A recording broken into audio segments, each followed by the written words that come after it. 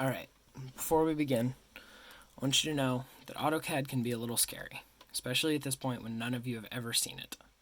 But I promise that it will go much better if you don't freak out. AutoCAD is like a very well-trained wolf. Pretty scary at first, but if you're patient with it and you don't freak out, then you'll be able to make it do whatever you want it to. And who wouldn't want a wolf that did whatever they wanted it to? That would be awesome. I'm going to show you a lot of things very quickly. Take notes, but don't worry if you miss something. I'm expecting a lot of questions while you guys are still getting used to the program. It's a pretty steep learning curve, but I'm here to help you through it, and you can ask me questions whenever you need. That said, let's get at it. First thing I'll teach you is movement. Your crosshair, or your pointer there, follows the cursor and moves around just like a mouse would. But if you try to click to grab and move around, you're not going to get very far. You're just going to draw these weird boxes. If you want to move, you need to use your middle mouse button, your scroll wheel, and hold it down, and then you can drag around wherever you want to.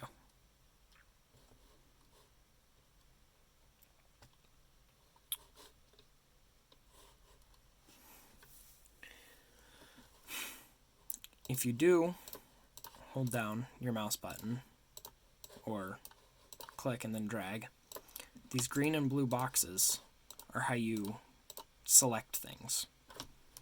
Say you have two lines.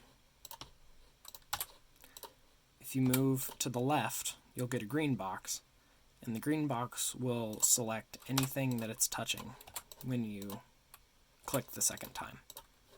You click, drag, and then click again to select. The blue box, though, if you pull to the right, will only select things that are completely inside of the box. So, if you need to be really precise and you can get just one thing in there, then you can use the blue. Or if you just want to select everything, the green is the way to go. Left for green, right for blue.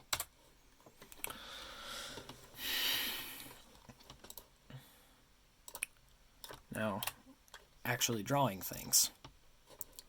There's two main ways to get into a drawing command. There's your draw palette up here. Line, polyline, circle, arc, all the rest of it, and there's even more if you hit the drop-down menu. Or you can type the name of the command and then hit enter, and it'll be just like clicking one of these buttons. Line just draws a whole bunch of lines, and they'll all be connected one after the other.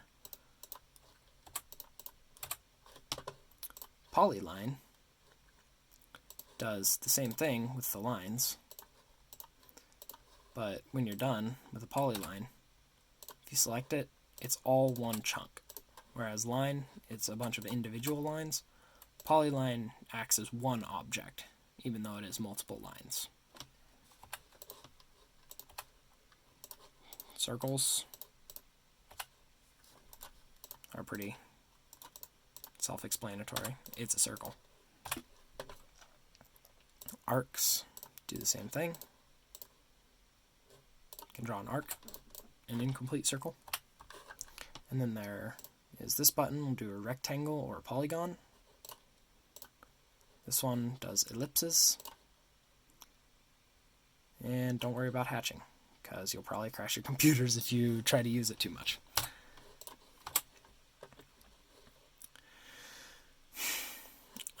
Or, like I said, any of these, the command line down here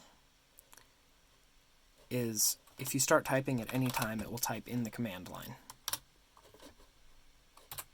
So, for line, you can type line, or each of them has a shortcut. For line, it's L. L, enter, will do the exact same thing as clicking the line button.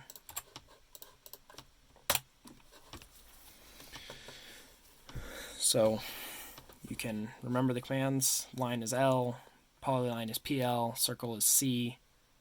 I believe arc is just ARC, arc. Yeah.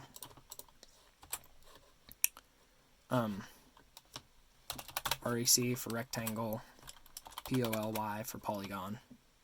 Oh. POLYG for polygon.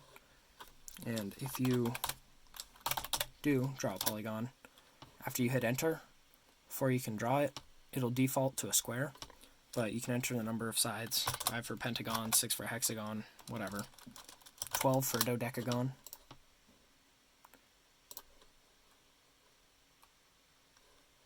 There you go.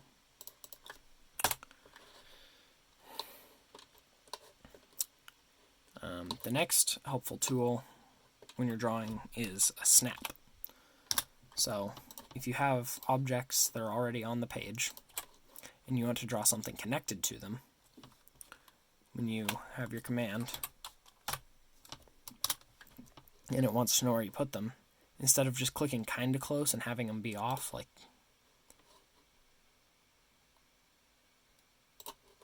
click there, it looks like those are on each other, but you scroll in or you zoom in and they're definitely not. So what snaps do is allow you to make sure you're being precise with it. If you have an object, if you get near an end point, a midpoint of a line, or the center point of a circle, then this little green symbols will appear. And if you click while the little green symbol is up, then it will place those on the exact point. You can zoom into this forever, and it'll never come apart. Except for this one. Nope. Together, yeah. It was just lagging.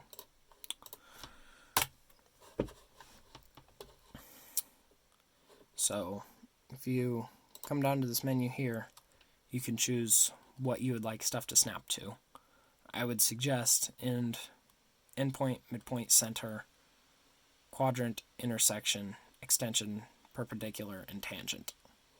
If you do nearest, it's just, you get it way too often. Node isn't very useful unless you're on a very, very complicated drawing where you're adding nodes. And geometric center, again, just, you end up with too many snap options and you have a hard time getting to the one you want. Along the same vein as snaps is tracking. So if you have your line, and say, well, here, just do it with a vertical line.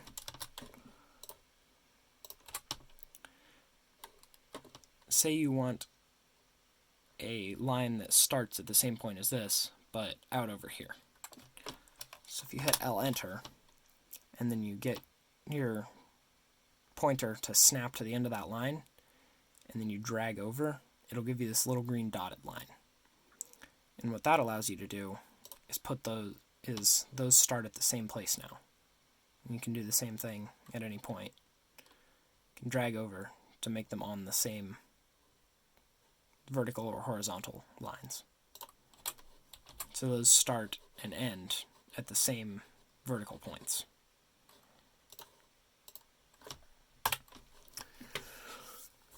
The next palette up here is your modify. You can move stuff, you can copy it, rotate it, mirror it over a line, scale it up and down. You can do all kinds of crazy stuff with this. Trim is a useful one.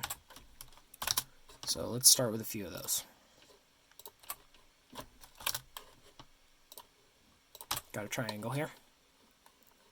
And say the triangle, we decided it actually needs to be over here. Out over here, and we need a circle here instead. So if you select every part of the triangle and hit M, enter, then it'll have you, the first place you click is the base point. That's where you will move from, and then the whole object will follow however far you need it to. So you can, again, that's M, enter to move an object.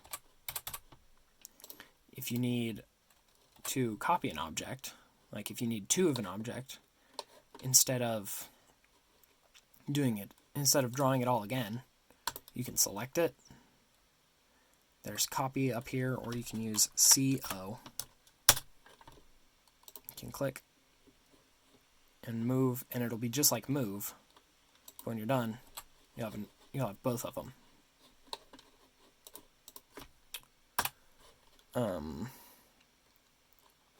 Along the same lines, if you need something bigger or smaller, scale.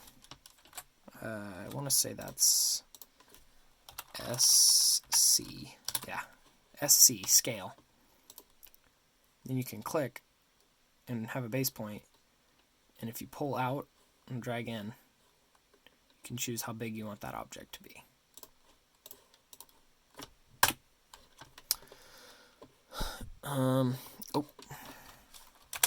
Rotate. Same thing as the rest of them. If an object is upside down or sideways or what have you, you can hit rotate. You can choose a point to rotate around, and then it'll show you where it's going to be, and you can drag around and rotate it to whatever angle you need it at.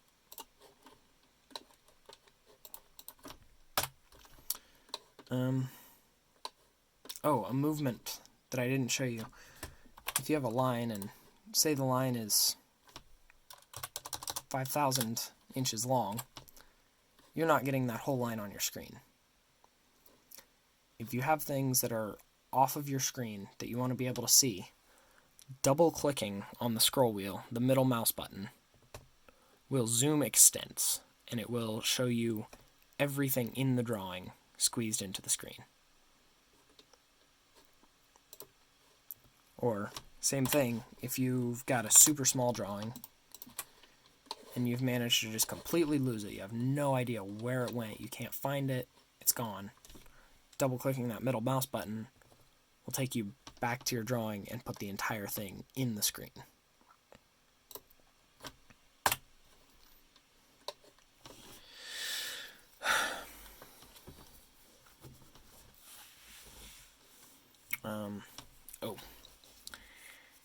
If you want to, so thinking of AutoCAD like a plane or like the coordinate system from math class,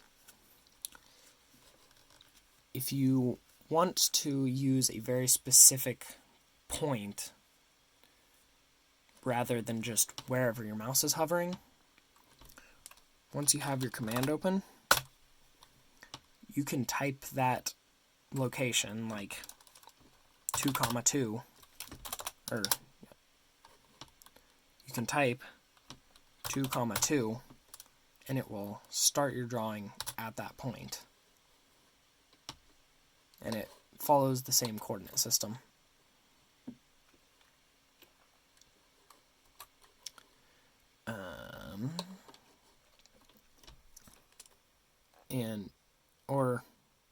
I should have told you this a long time ago. This should have been one of the first things, but I completely slipped my mind. When you have your command open, you have your first point. If you want a line or a circle or rectangle, whatever you're drawing to be a certain length, after you've clicked your first time, you'll notice in this box here, there's a number that changes. That's the length. Or with a circle, it's the radius. And if you click on your first point and then type a number, you can type the number that you want it to be. So if I want to circle the radius of 6, I can type 6 and then hit enter. And now this circle has a radius of exactly 6. What's next on the list? Layers. Layers, if you have multiple objects, you can put them on different layers, which at this point, the most useful thing that you're going to do with layers is color and line thickness. So, up here, there's new layer, or you can hit Alt-N. Maybe. Just use the new layer button. It's right right here. With a new layer, you can type the name of your layer,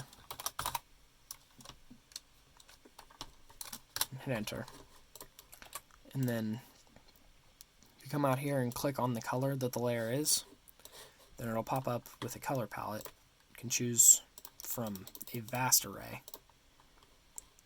but these ones are usually all you need, but if you really want something else, sky's the limit with these.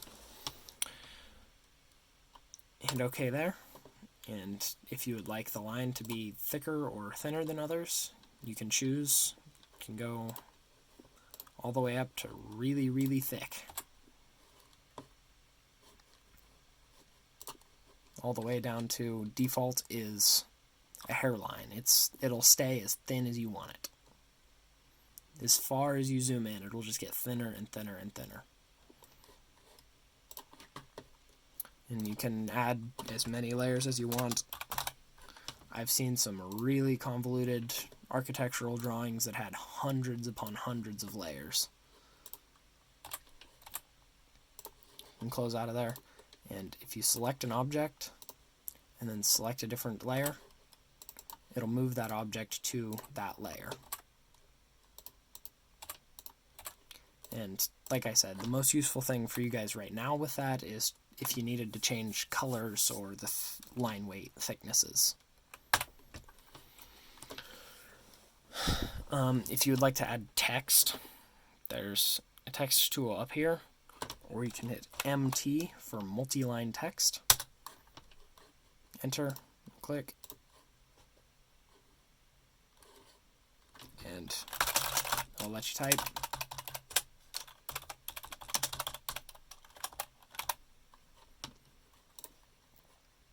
If your text is much smaller than your drawing, then double click on it, or much bigger as well. And right here, after you've double clicked on the text, you can select it, and this is your font size, just like anything else. But it's in inches tall.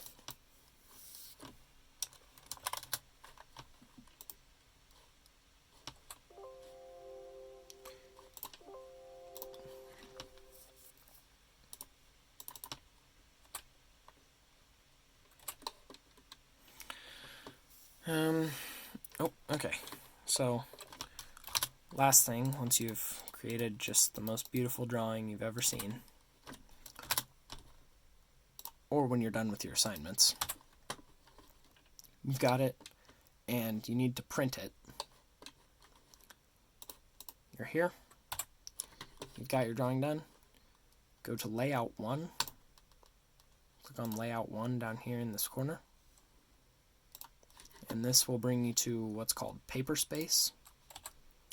And this is a viewport. A viewport, you can stretch it to fit to your page, and if you double click on the inside of a viewport, it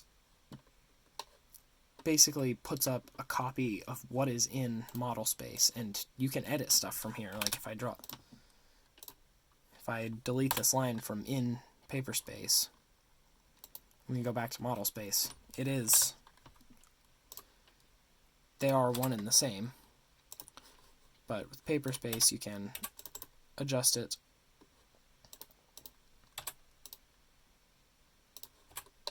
You can adjust your viewport to fit your page, and then if you double click in here, then you can use your middle mouse button to double click and fit to page, and double click outside of it to get out of your viewport, because if you're in your viewport, and even if you're over here and you try scrolling, you're going to scroll inside your viewport. So double click outside of it to get out of there. And once you've got what you want to print on the page, type plot, P-O-L-T, and it'll bring up a printer menu. You can choose your printer. Once you have chosen a printer, it'll give you a preview of it.